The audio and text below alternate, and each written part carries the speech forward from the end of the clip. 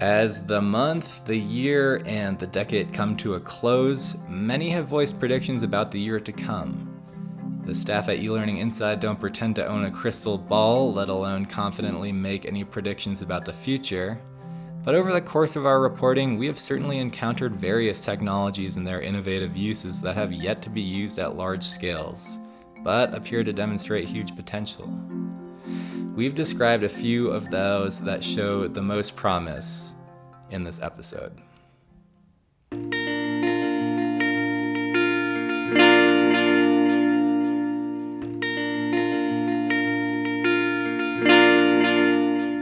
Hi, my name is Henry Kronk for eLearning Inside. This is Ed Technically. This week we're going to discuss some nascent technologies that show huge promise in education for the decade to come.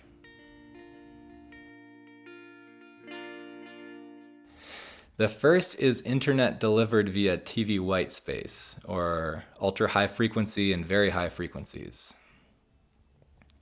This year, the nonprofit Education Superhighway announced they had all but 100% bridged the digital divide in education. They had worked with schools, districts, states, internet service providers, and the federal government to ensure that just about every K-12 public school in the U.S. had high-speed internet delivered at a minimum of 100 kilobytes per second. While more work will always remain to increase capacity and repair and upgrade technology, it marks a major milestone in connecting everyone who wishes to be connected to the internet. Doing so provides increased access to opportunities relating to work, education, social life, you name it. An increasing number of leaders are beginning to view internet connection as a social justice issue and even a human right. It took massive coordinated efforts to bridge the digital divide in the U.S., but in other countries and rural regions around the world, that possibility is still a long ways off. Dr. Ruzbe Yassini, the executive director of the Broadband Center for Excellence at the University of New Hampshire, believes that there is a way to connect the rest of the world to high-speed internet without laying any more cable. His answer is internet delivered via television white space frequency. Now, in our article, which we've linked, we provide links to the full interview of this, and we explain the technology at greater length, but pretty much instead of delivering a signal via a cable laid underground, Yassini wants to deliver internet via frequency. As Yassini told me in an interview, quote, "We got the first 4 billion people connected in the world using dock system cable modems and what we call broadband. The other 4 billion at much lower cost will be connected via TV white space. My goal before I die is to see the entire population of the Earth, the entire 8 billion, connected on the grid and able to do internet activity safe and securely and so on. TV white space is the lowest possible cost denominator and the fastest way we can get the global community connected," end quote.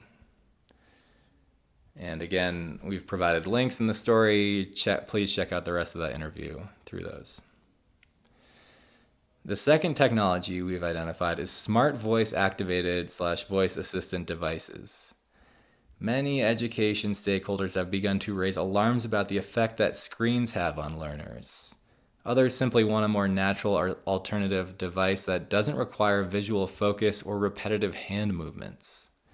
Some have seen smart voice assistants.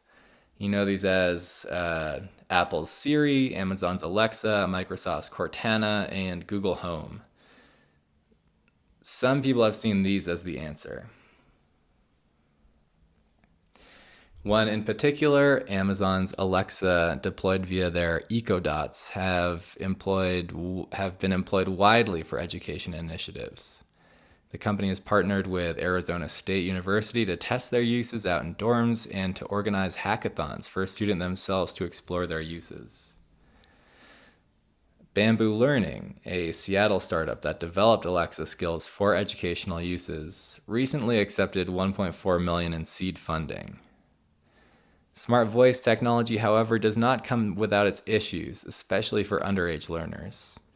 2 federal lawsuits were filed against Amazon this summer, alleging the company illegally recorded the voice data of minors without obtaining any parental consent.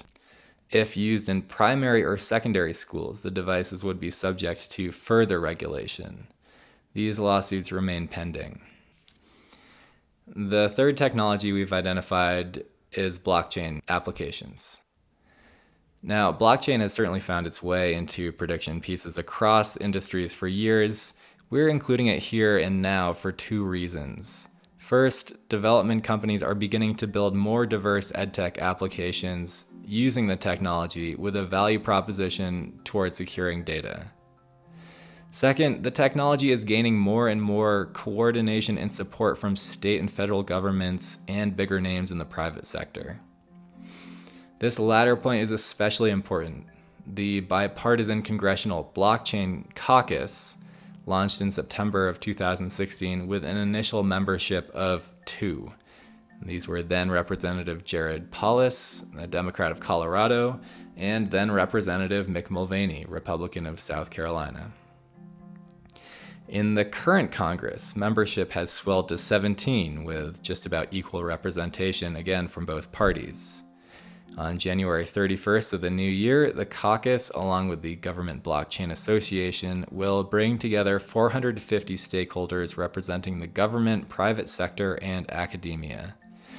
Many have pushed for companies developing blockchain lessened regulation, and as more support snowballs, there will likely be increased benefits for edtech downstream. So these are not our predictions for the future, but we do see these as having huge potential in the decade to come.